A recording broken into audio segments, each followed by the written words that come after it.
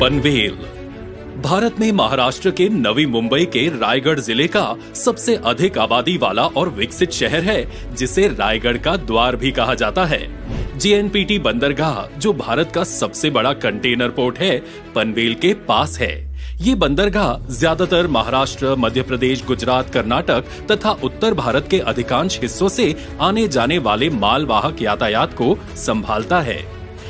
देश के अलग अलग हिस्सों से आने जाने वाले मालवाहक यातायात की जेएनपीटी से कनेक्टिविटी बढ़ाने हेतु माननीय प्रधानमंत्री श्री नरेंद्र मोदी जी के सफल नेतृत्व में केंद्रीय सड़क परिवहन एवं राजमार्ग मंत्री श्री नितिन गडकरी जी के कार्यकुशल मार्गदर्शन में भारतीय राष्ट्रीय राजमार्ग प्राधिकरण द्वारा सड़क परियोजना का कार्य पूर्ण हुआ है।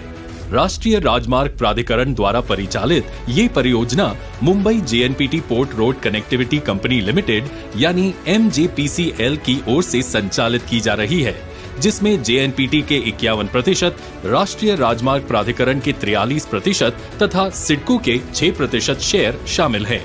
कुल 44.527 किलोमीटर लंबाई वाली और 3,400 करोड़ रुपए निवेश मूल्य की इस परियोजना का आज केंद्रीय मंत्री श्री नितिन गडकरी द्वारा राष्ट्र के प्रति समर्पण होने जा रहा है।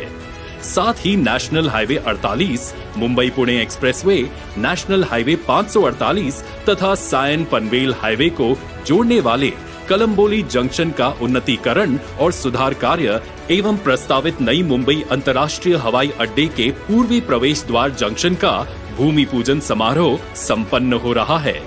इस परियोजना की विशेषताएं इस प्रकार हैं। पैकेज 1 अंतर्गत ईपीसी तत्व पर नेशनल हाईवे 348 तथा 348A पर फुल क्लोवर लीफ कराल फाटा इंटरचेंज का निर्माण करना, 4.59 किलोमीटर लंबाई वाली और 539 करोड़ रुपए लागत मूल्य की इस परियोजना में 5 आरओबी, 4 लूप्स, 4 रैंप तथा 2 एलिवेटेड कॉरिडोर का निर्माण किया गया है, जिससे जेएनपीटी के प्रस्तावित चौथे टर्मिनल की कनेक्टिविटी बढ़ेगी। पैकेज 2 अंतर्गत ईपीसी तत्व पर नेशनल हाईवे 348 तथा 348A पर हाफ क्लोवर लीफ गवान फाटा इंटरचेंज का निर्माण करना, 18.27 किलोमीटर लंबाई वाली और 594.7 करोड़ रुपए लागत मूल्य की इस परियोजना में 1 आरओबी, 1 फ्लाईओवर, 8 माइनर ब्रिज तथा 10 अंडरपास का निर्माण किया गया है, जिससे मुंबई पुणे एक्सप्रेसवे, पुराने मुंबई पुणे हाईवे तथा गोवा हाईवे की जेएनपीटी टर्मिनल से कनेक्टिविटी बढ़ेगी। पैकेज 3 अंतर्गत ईपीसी तत्व पर नेशनल हाईवे 348A तथा आमरा पर नेशनल हाईवे 348 का निर्माण करना, 11.09 किलोमीटर लंबाई वाली और 504 करोड़ रुपए लागत मूल्य की इस परियोजना में 3 फ्लाईओवर, 2 मेजर ब्रिज, 4 अंडरपास तथा 1 एलिवेटेड कॉरिडोर का निर्माण किया गया है। इससे नई मुंबई अंतर्राष्ट्रीय हवाई अड्डा तथा मुंबई की जेएनपीटी टर्मिनल से कनेक्टिविटी बढ़ेगी। पैकेज 4 अंतर्गत ईपीसी तत्व पर नेशनल हाईवे 348 तथा 548 पर नेशनल हाईवे 4B का निर्माण करना, 10.56 किलोमीटर लंबाई वाली और 414 करोड़ रुपए लागत मूल्य की इस परियोजना में 2 ROB, 3 flyover, 4 minor bridge, 1 major bridge तथा 5 अंडरपास का निर्माण किया गया है। इस कार्य से नेशनल हाईवे 48 तथा नेशनल हाईवे 66 से जेएनपीटी टर्मिनल की कनेक्टिविटी बढ़ेगी। National highway 48, 548 Sion Panvel highway, Mumbai Pune expressway को जोड़ने वाले कलम्बोली जंक्शन पर ट्रैफिक जाम की त्रासदी से जूझना पड़ता है। इसलिए इस जंक्शन का अंतर्राष्ट्रीय दर्जे का उन्नयन तथा सुधार करने हेतु परियोजना प्रबंधन सलाहकार की नियुक्ति की जा रही है।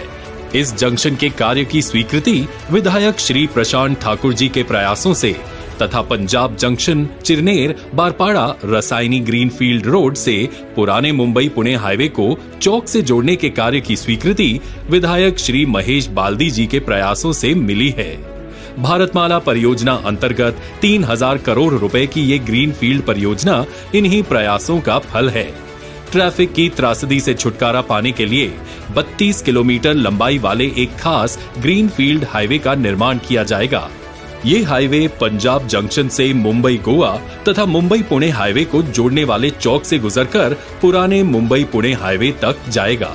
इसी के साथ नई मुंबई के प्रस्तावित अंतर्राष्ट्रीय हवाई अड्डे के पूर्वी प्रवेश द्वार का उन्नतीकरण भी जोड़ा गया है।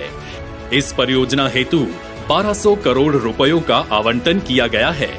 माननीय प्रधानमंत्री श्री नरेंद्र मोदी जी के नेतृत्व में केंद्रीय सड़क परिवहन एवं राजमार्ग मंत्री श्री नितिन गडकरी जी के मंत्रालय द्वारा परिचालित इस परियोजना से मुख्य नेशनल हाईवे इनका JNPT से लिंकेज होगा। देश के पूर्व, पश्चिम, दक्षिण या उत्तरी छोर पर बसे किसी भी गंतव्य स्थान की JNPT जैसे प्रमुख बंदरगाह से कनेक्टिविटी बढ़ेगी तथा भारी कंटेनर वाली यातायात को ट्रैफिक जाम की त्रासदी से छुटकारा मिलेगा। सुरक्षित और शीघ्र सफर से कीमती समय और ईंधन की बचत होगी। प्रत्यक्ष अप्रत्यक्ष रूप से रोजगार को बढ़ावा मिलेगा और देश की अर्थव्यवस्था को मजबूती मिलेगी।